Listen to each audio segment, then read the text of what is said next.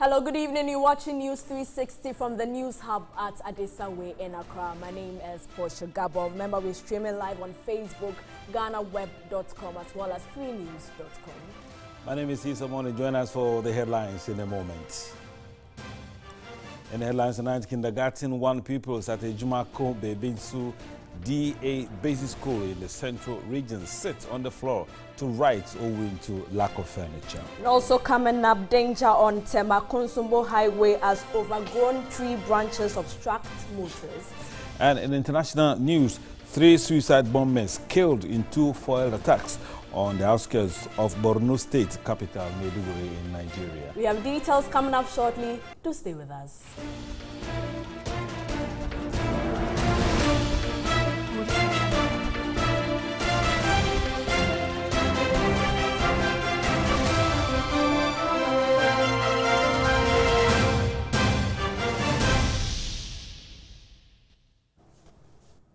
Other news, government and authorities in charge of tourist sites have been urged to be security and safety conscious in their service delivery. The call came after some persons, including students, lost their lives at the Kintampo waterfalls in the Bonafo region.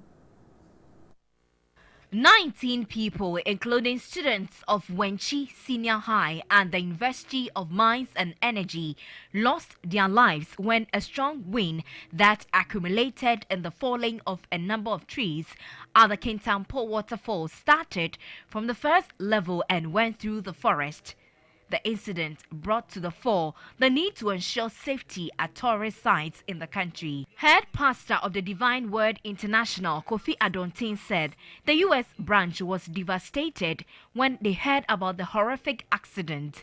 The church has therefore made a cash presentation of $13,000 to the Wenchi Methodist Senior High to assist the bereaved families and the school following the disaster.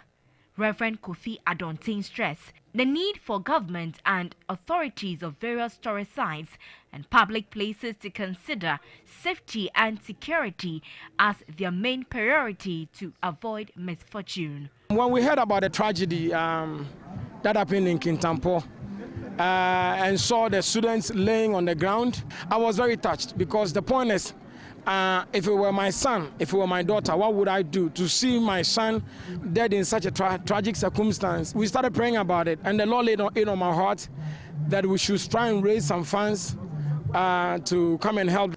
Some bereaved parents spoke to the news team.